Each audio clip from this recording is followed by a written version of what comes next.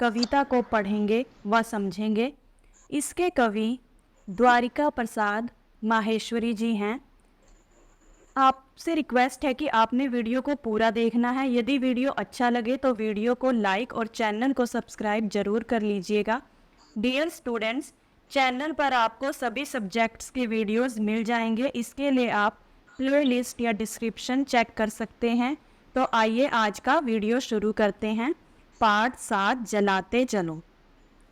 तो इस कविता में कवि ने स्नेह के दिए जलाकर अंधकार को दूर करने की बात की है। तो कौन से अंधकार को वो दूर करना चाहते हैं? वो चाहते हैं कि जो आज संसार में, पूरे संसार में, पूरे विश्व में जो स्वार्थ फैला हुआ है, स्वार्थ का साम्राज्य जो फैला हुआ है, अर्थात सभी लोग जो हैं वो अपने अपने स्वार्थ के बारे में सोचते हैं। अपनी भलाई के लिए वो कोई भी गलत काम करने को भी तैयार हो जाते हैं। यानी अपने हित के लिए, अपनी भलाई के लिए लोग अनैतिक कार्य करने लग जाते हैं, बुरे काम करने लग जाते हैं। और जिसका परिणाम क्या होता है कि पूरे संसार में हिंसा, द्वेष, लोभ, अनीति, मोह और अराजकता का घोर अंधेरा जो है वो फैल चुका है। ठीक है, तो इसलिए कवि स्नेह के दिए जलाकर इस अंधकार को दूर करने का आग्रह कर रहे हैं। तो आइए पढ़ते हैं इस कविता को। जलाते चलो ये दिए स्नेह भर भर, कभी तो धरा का अंधेरा मिटेगा। स्नेह क्या होता है? प्रेम या प्यार। ठीक है, और धरा क्या होता है?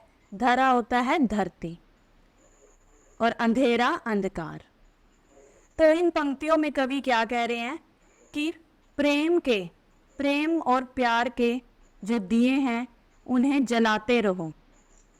यानी कि दिए में प्रेम और स्नेह भर भर कर उन दियों को जलाते रहो। एक दिन ऐसा आएगा जब इस धरती से जो अंधकार है वो मिट जाएगा। इसे आप इस तरह से लिख सकते हैं, दिए जलाते रहो, उनमें स्नेह भरते रहो। यानी दिए जलाते रहो और उनमें प्रेम भरते रहो। एक दिन ऐसा आएगा जब धरती का अंधकार मिट जाएगा। भले शक्ति विज्ञान में है निहित वह, कि जिससे अमावस बने पूर्णिमा सी, मगर विश्व पर आज क्यों दिवस ही में घिरी आ रही है अमावस निशा सी। तो अमावस का अर्थ क्या होता है? अमावस का अर्थ होता है जब जो चांद है वो दिखाई नहीं देता और चारों ओर क्या होता है? अंधेरा होता है। और पूर्णिमा होता है जब चांद जो है वो पूरा दिखाई देता है, पूर्ण रूप से दिखाई देता है और चारों ओर प्रकाश ही प्रकाश होता है। दिवस का अर्थ होता है दिन। ठीक है, और निशा यानी रात्रि। तो इन पंक्तियों में कवि क्या कह रहे हैं? कवि कह रहे हैं कि बेशक विज्ञान ने इतनी तरक्की कर ली है, उन्नति कर ली है, प्रगति कर ली है कि वो अमावस की रात को भी पूर्णिमा की रात बना सकते हैं। यानी कि जब चारों अमावस की रात होती है, जब बिल्कुल अंधेरा होता है, तो हम लाइट जलाकर, बल्ब जलाकर क्या कर सकते हैं? चारों ओर रोशनी फैला सकते हैं, यानी कि पूर्णिमा सी रात बना सकते हैं। मगर विश्व पर आज क्यों दिवस ही में? कवि प्रश्न पूछ रहे हैं कि इस संसार में दिन के समय भी अमावस की रात जैसा अंधेरा क्यों है, कि चारों ओर अमावस की रात जैसा घना अंधेरा क्यों है। इसे आप इस तरह से लिख सकते हैं, भले ही विज्ञान में इतनी शक्ति हो कि वह अमावस्या की रात को पूर्णिमा की रात में बदल दे, फिर भी आज दुनिया में दिन के समय भी अमावस्या की रात की तरह अंधकार क्यों छा रहा है। अगली पंक्तियां हैं, बिना स्नेह विद्युत दिए जल रहे जो, बुझाओ इन्हें यो ना पथ मिल सकेगा। पथ का अर्थ क्या होता है? रास्ता। विद्युत दिए कौन से होते हैं? बिजली से चलने वाले उपकरण या दिए। ठीक है, तो इन पंक्तियों में कवि क्या कह रहे हैं? इन पंक्तियों में कवि कह रहे हैं कि जो बिना स्नेह के, बिना प्रेम के जो विद्युत बल्ब जल रहे हैं उन्हें बुझा दो। उन्हें जलाने का कोई फायदा नहीं, कोई अर्थ नहीं, क्योंकि इस तरह से हमें जो है सही दिशा, सही राह नहीं मिल सकेगी। तो आइए देखते हैं आप इसको किस तरह से लिख सकते हैं। बिना स्नेह के जो विद्युत बल्ब जल रहे हैं उन्हें बुझा दो, क्योंकि इस तरह से सही रास्ता नहीं मिल पाएगा। आगे कवि लिखते हैं, जले दीप पहला तुम्ही ने तिमिर की, चुनौती प्रथम बार स्वीकार की थी। तिमिर की सरित पार करने तुम्ही ने बना दीप की नाव तैयार की थी। इन पंक्तियों में तिमिर का अर्थ क्या होता है? अंधकार, अंधेरा। ठीक है, तिमिर का अर्थ होता है अंधकार या अंधेरा, और सरित का अर्थ होता है नदी। ठीक है, तो इन पंक्तियों में कवि क्या कह रहे हैं? कवि कह रहे हैं कि जला दीप पहला तुम्ही ने तिमिर की, चुनौती प्रथम बार स्वीकार की थी। चुनौती यानी कि चैलेंज। ठीक है, तो कवि कह रहे हैं कि पहली बार तुम्ही ने दीप जलाकर जो अंधकार है, अंधेरा है, उसको चुनौती दी थी। कि पहला दीपक जलाकर तुमने अंधकार को चुनौती दी थी, और इस अंधकार की नदी को पार करने के लिए तुम्ही ने क्या किया था? दीपों की नाव तैयार की थी। ठीक है, कि एक लाइन में दीपों की नाव को तैयार किया था ताकि उस नदी को पार किया जा सके।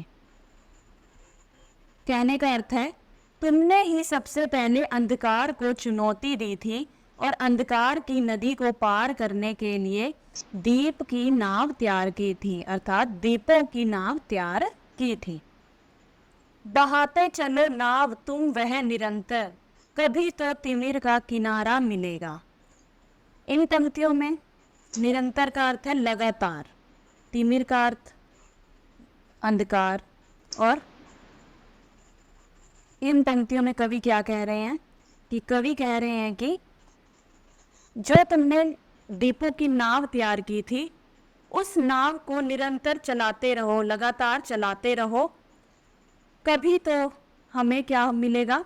इस अंधकार का किनारा मिलेगा। तो इन पंक्तियों में कवि यही कह रहे हैं कि जो तुमने दीपों की नाव तैयार की थी अंधकार की नदी को पार करने के लिए, उस नाव को चलाते रहो, कभी ना कभी हमें उस अंधकार का किनारा जरूर मिलेगा। कहने का अर्थ है, तुम उस नाव को लगातार बहाते रहो, एक दिन अंधकार का किनारा जरूर मिलेगा। आगे कवि लिखते हैं, युगों से तुम्ही ने तिमिर की शिला पर दिए अनगिनत हैं निरंतर जलाए, समय साक्षी है कि जलते हुए दीप अनगिन तुम्हारे पवन ने बुझाए। तो इन पंक्तियों में शिला का अर्थ है चट्टान, युगों का अर्थ है कई युगों से यानी कई सदियों से जो चला आ रहा हो। ठीक है, निरंतर लगातार, साक्षी गवाह, अनगिन का अर्थ होता है अनगिनत, पवन हवा। ठीक है, तो इन पंक्तियों में कवि क्या कह रहे हैं कि सदियों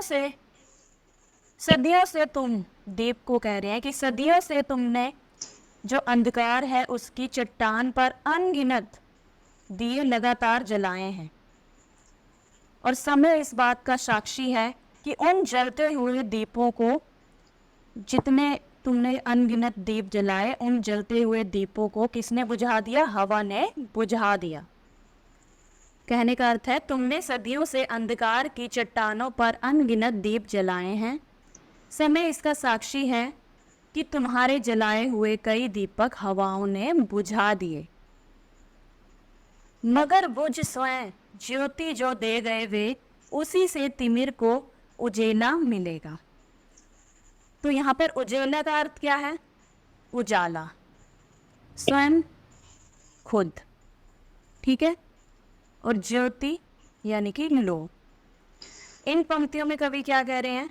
इन पंक्तियों में कवि कह रहे हैं, मगर बुझ स्वयं ज्योति जो दे गए, कि जो दिए जो है किसने बुझा दिए? हवा ने जिन दियों को बुझा दिया, वही क्या दे गए हैं? उजाला दे गए हैं, इस संसार को अंधकार से उजाले की ओर ले गए हैं। कहने का अर्थ है, लेकिन जो दीपक खुद बुझ गए और रोशनी दे गए, उन्हीं से अंधकार में उजाला आएगा। आगे कवि लिखते हैं, दिए और तूफान की यह कहानी चली आ रही और चलती रहेगी, जली जो प्रथम बार लो दीप की, स्वर्ण सी जल रही और जलती रहेगी। इन पंक्तियों में प्रथम का अर्थ है पहली बार, पहली, और लो का अर्थ वही है ज्योति, स्वर्ण सी यानी सोने सी।